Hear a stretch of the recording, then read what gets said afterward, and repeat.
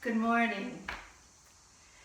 Birds wake me up every morning and call me to a new day. I must admit that sometimes I get rather annoyed by them. And then I realize it's nature's call to me. The sun is rising, the birds are singing, and if I allow myself to be in that place of appreciation, what I hear is a symphony. And I want to wake up too. And I want to wake up and sing like the birds. Our soul is longing to wake up. But what are we feeding our souls? Are we feeding ourselves our true nature through the nature that is created and all around us? You know, we do a lot of meditation in Unity, and the meditation that we just finished helps us to be centered and open and relaxed. There are lots of different ways to meditate, and in one of my favorite classes I ever took in Unity, a spiritual enrichment education course on meditation and prayer, we used a book called Meditation for Dummies. Now, please don't be offended by this book. I know none of you are dummies. This is a textbook that we used in Unity Worldwide Spiritual Institute.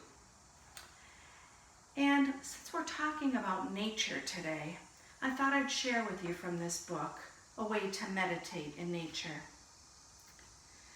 It says, as you may already have noticed, the natural world has an unparalleled capacity to relax your body and calm your mind.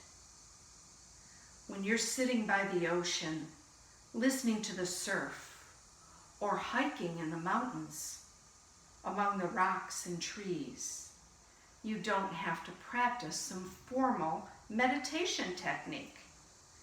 Just open your senses and let nature work its magic. And without any effort on your part, you will begin to feel your mind settle down. Your worries dissipate. Your breathing deepen and slow. Your tension melting away, and your heart filling with gratitude and love. Every day, I'd like to have my heart more filled with gratitude and love.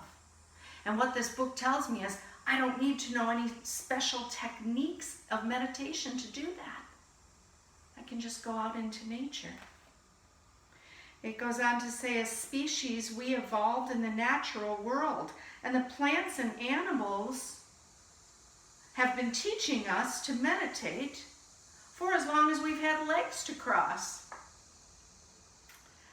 I think it's true that the plants and animals have been attempting to teach us, but sometimes we don't pay attention.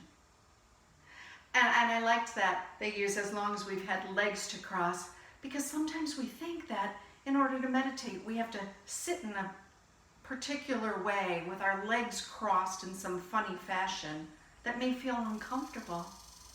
But truly, all we have to do is connect with nature. It says, when you meditate in nature, you've arrived where you belong, and the ease and familiarity you feel there invites you to return home to yourself, to your innermost nature. Our nature found in nature. Mark Coleman, a psychotherapist and a coach, said for centuries, meditators have discovered the human potential to awaken in nature. And that's why a lot of monasteries and meditation centers are located in places where they're surrounded in beautiful nature, in the depths of the forest, in the jungles sometimes. He says nothing supports the opening of the heart and mind like the beauty, tranquility, and silence of the natural world. Nature has a message for us. Mark Coleman goes on to say that we're more affected by our landscape than we might believe, and that exposing yourself to nature's influence can help you in more ways than you realize.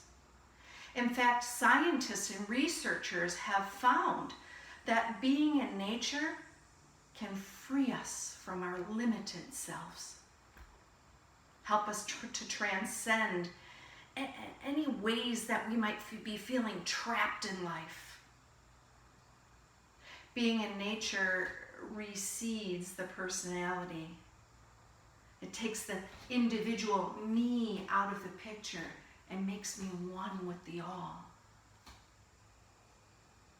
Being in nature is healing.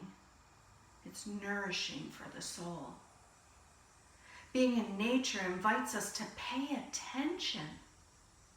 Those birds tell me every morning, pay attention to me. I've got something to tell you. Chirp, chirp, chirp, chirp, chirp, chirp, chirp. Being in nature gets us out of our thinking. And when we're surrounded by oceans or mountains, and we become part of this vastness of the universe, we begin to feel more vast ourselves. We are greater than our personality. We are greater than anything that we've done up until now. I think Jesus knew this better than any of us. He knew that the secret to the peace and power was in the intimate relationship that he had with God, whom he called Father, or referred to as Abba, which means daddy. But one of the teachings of Jesus, one of the demonstrations of Jesus that I think we sometimes glaze over is how often Jesus went away. He went away from the crowds. He went away from his family and friends. He went away to reconnect and to pray. Jesus went to the river to pray. And according to our co-founder, Charles Fillmore, in the Revealing Word, he says the river of life is entered into whenever we make an intimate connection between our mind and the God mind. So when Jesus went to the river, he went to connect his mind with the God mind. Now, where I live here in Ann Arbor, the city is surrounded by a river. I'm within a mile, no matter where I am in the city, of going to the river. But knowing that going to the river means connecting with the God mind, I can go to the river in spirit in my meditations anytime I want to. Also prevalent here in Michigan is the lakes. Yes, we're known as the Great Lakes State, and there are 5 lakes surrounding our state, 5 Great Lakes surrounding our state. But also, Michigan is home to over 11,000 inland lakes. 11,000. When we go to the water, we go to a place where we're able to cleanse, to purify, and to revitalize. We are one with nature. Nature is our true nature, and it has a message for us.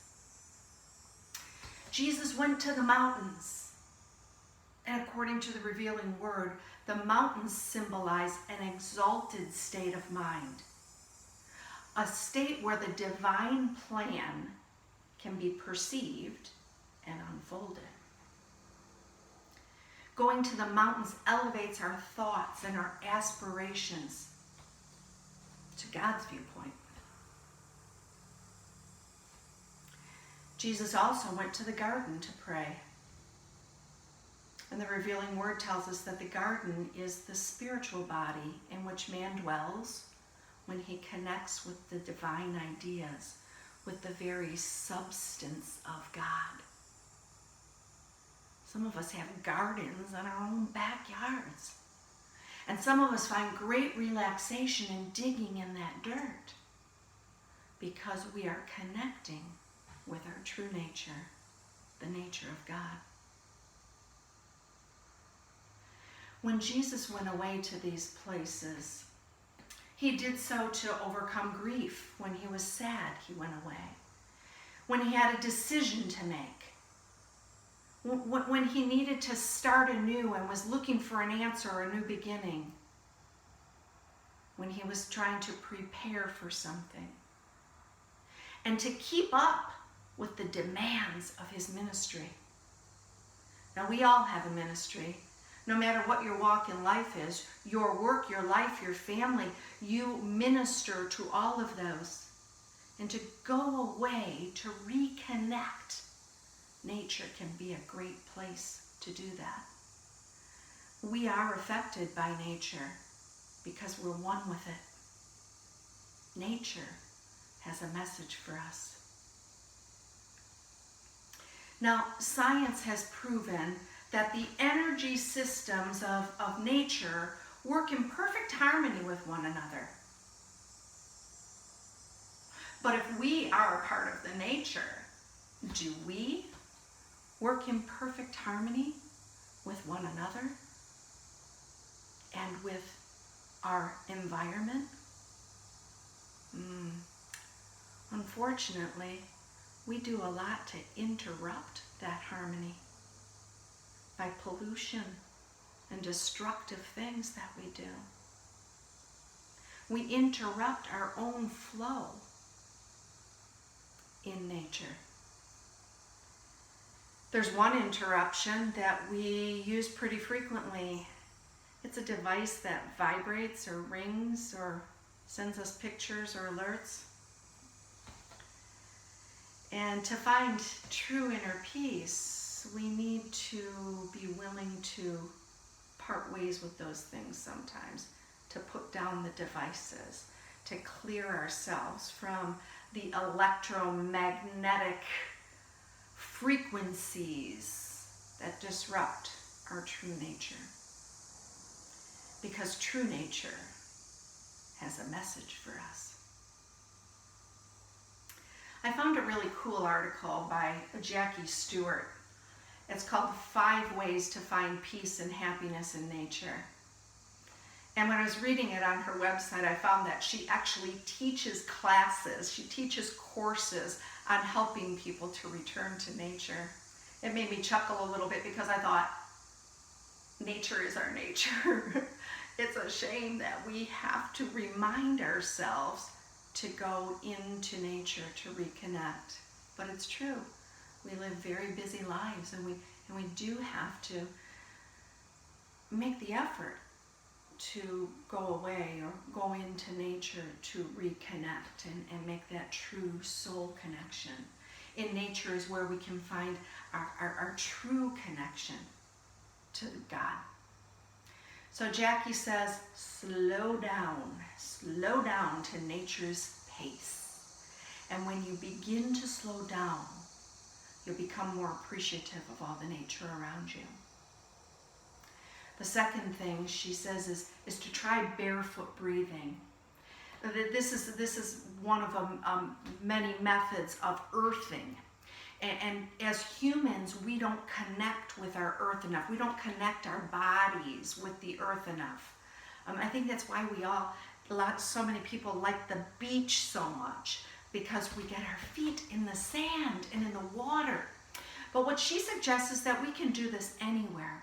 We could go out into our own backyards, kick off our shoes, and put our feet on the grass. And she says, breathe through your feet.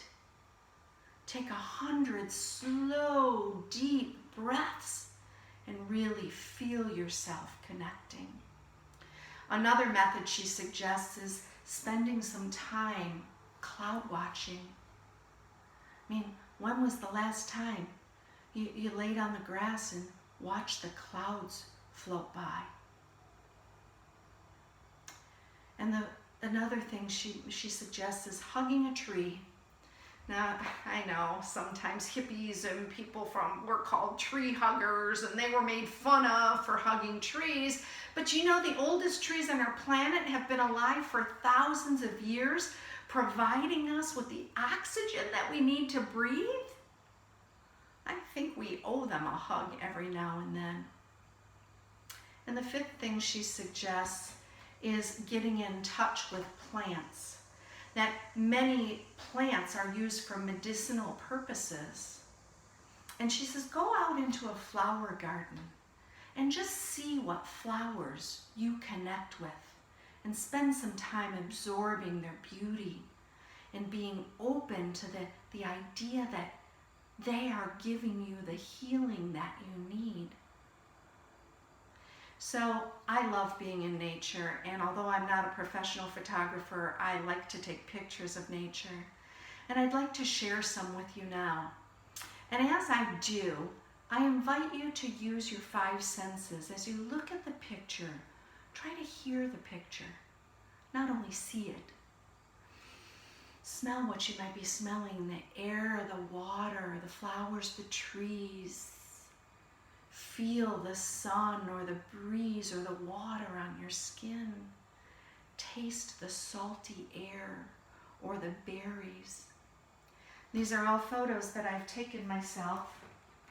And here in Michigan, in Florida, in Tennessee, this is in downtown Detroit, believe it or not. Feel it, smell it.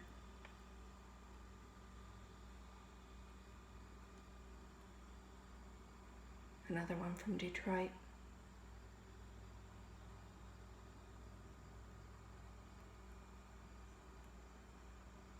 Healing flowers. Talk about your cloud watching, huh? This one was in Florida. As was this one. And the sunset also in Florida. Hear that ocean. Feel the sun. Notice the sand beneath your feet. Sand beneath your feet. This is in northern Michigan.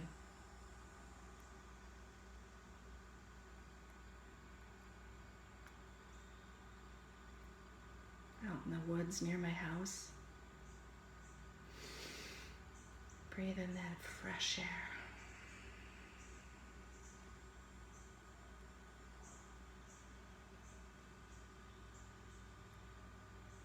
Oh, and the waters of Lake Michigan, one of my favorite places.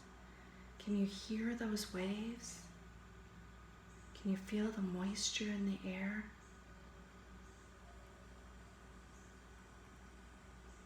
From Tennessee in the mountains. Fresh air.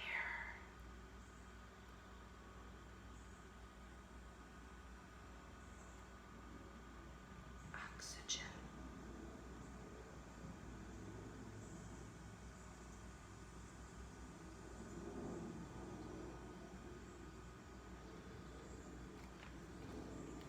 So anytime you want to feel happy or inspired or soothed or reminded of your true nature, I encourage you to head outside and turn your face toward the sun.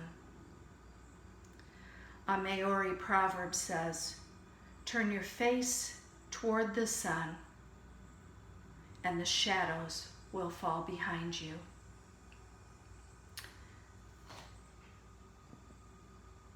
Jesus taught that there is no human glory that can begin to match the wonder of the created world.